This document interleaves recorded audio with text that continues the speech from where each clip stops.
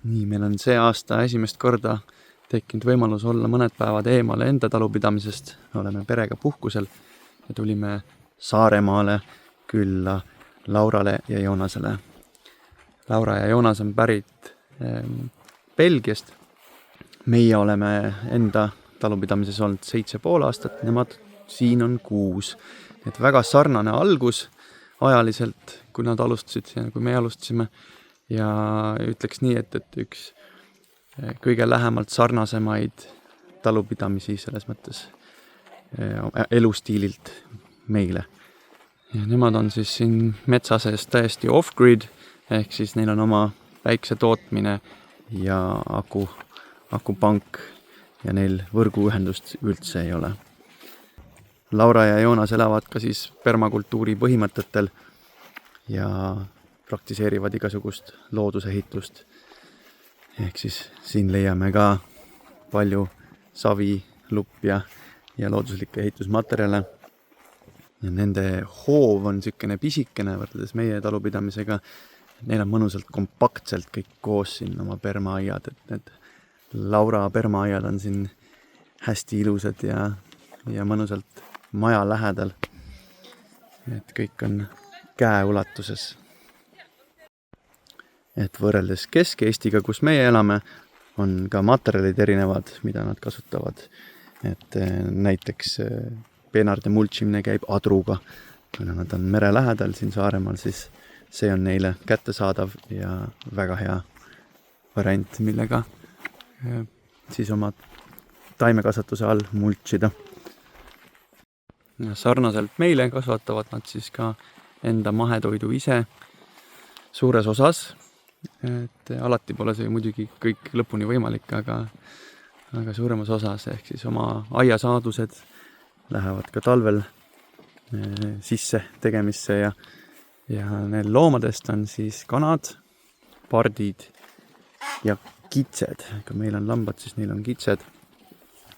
Et kitsedelt saavad nad piima ja samuti sokud enamasti siis lähevad lihaks. Ja nemad siis teevad erinevaid versioone sellest, aga ka kuivatavad oma sokuliha, teevad sellest kitse jerkit. Laura käis meil paar aastat tagasi meie talupidamises külas ja oli meie juures mõned päevad. Vaatas, kuidas meie asju teeme, jagasime oma teadmisi. Nüüd tulime siis külla neile vaatama, kuidas nemad asju teevad, et võtta omakorda väikseid nippe ja midagi, mida kõrva taha panna. Ja tore on käia kellegi juures, kes teeb asju nii sarnastel, ütleme siis printsiipidel, aga samas hästi teistmoodi.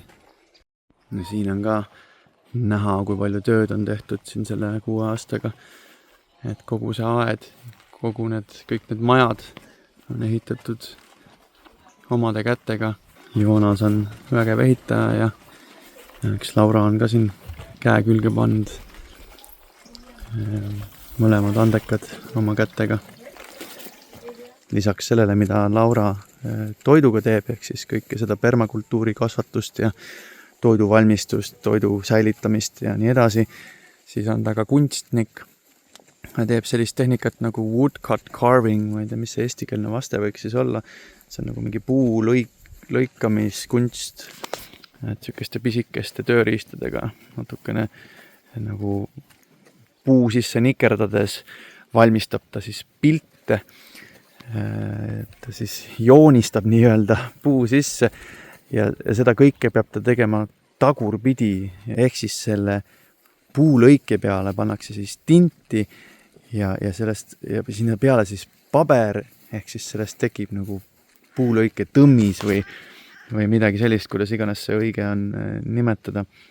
Et see kunst sünnib paberile, aga selle nii-öelda originaaltoorik on puidu sisse graveeritud ja see on tagurpidi siis, et see tuleks siis paberile printides, paberile pannes õiget pidi.